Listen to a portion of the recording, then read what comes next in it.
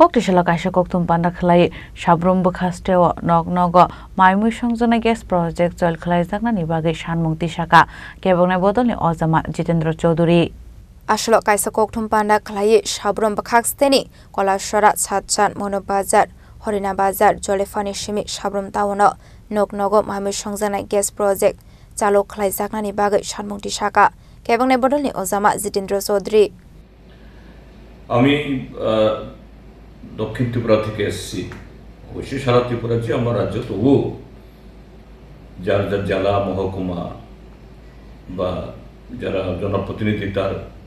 নির্বাচনী কেন্দ্রের প্রতি তার আলাদা একটা দায়িত্ব থাকে কর্তব্য থাকে সেদিক থেকেই বলছি সাবরুম মহকুমার প্রায় চতুর্দিক থেকে মাগরুম যদিও এটা এখন প্রশাসনিকভাবে করবুকের মধ্যে এটা সাবরুমেরই লাগোয়া তারপর দুমুখা তার সাথে হলো এদিকে এই টেক্কাতুলসী এটাও সাবরুমের লাগোয়া একটা সময়তে সবটা এলাকা নিয়েই সাবরুম ছিল এবং সেখানে ওএনজিসি আরও বহু বছর আগে থেকে প্রায় এই ৪৫ বছর আগে এই টেক্কাতুলসীতে তারা গ্যাসের আবিষ্কার করেছে এখন এই যে কয়েকটি জায়গা থেকে যে গ্যাসের সন্ধান পাওয়া গেছে সেগুলো পাইপে করে নিয়ে এসে কলাছড়া বাজারের পাশে একটা গ্যাস গ্যাদারিং সেন্টার জিজিসি তারা করেছে বহু কোটি টাকা খরচ করে ওএনজিসি এবং সেখান থেকে পাইপলাইন করা হচ্ছে এটা পালাটানাতে সরবরাহ করা হবে এটা হওয়া দরকার পালাটানার যেন সমস্ত ইউনিট থেকে তার যে ক্যাপাসিটি অনুযায়ী যাতে বিদ্যুৎ উৎপাদন হয় এবং শুধু ত্রিপুরা কেন গোটা উত্তর পূর্বাঞ্চলে সে বিদ্যুৎ সরবরাহ হওয়া প্রয়োজন এবং এতে আমাদের রাজ্যের রেভিনিউ বাড়বে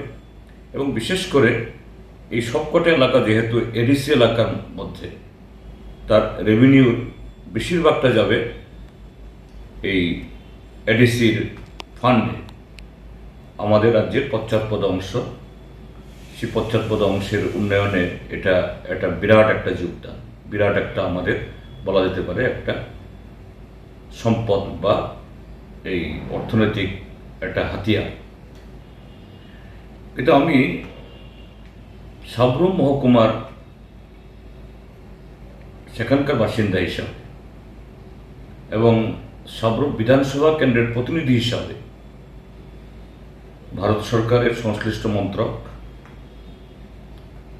এবং ত্রিপুরা সরকারের কাছে স্বনির্বদ্ধভাবে আমি অনুরোধ জানাব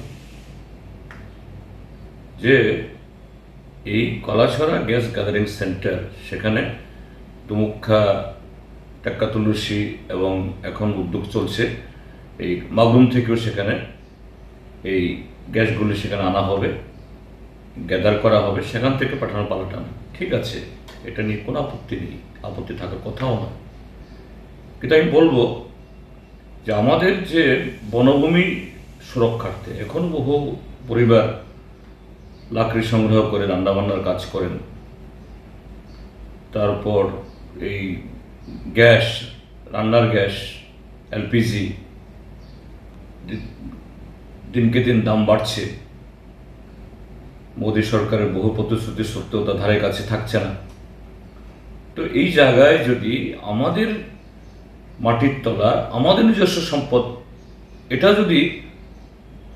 রান্নার গ্যাস হিসেবে ব্যবহৃত হয় সাবরুম মহকুমাতে এই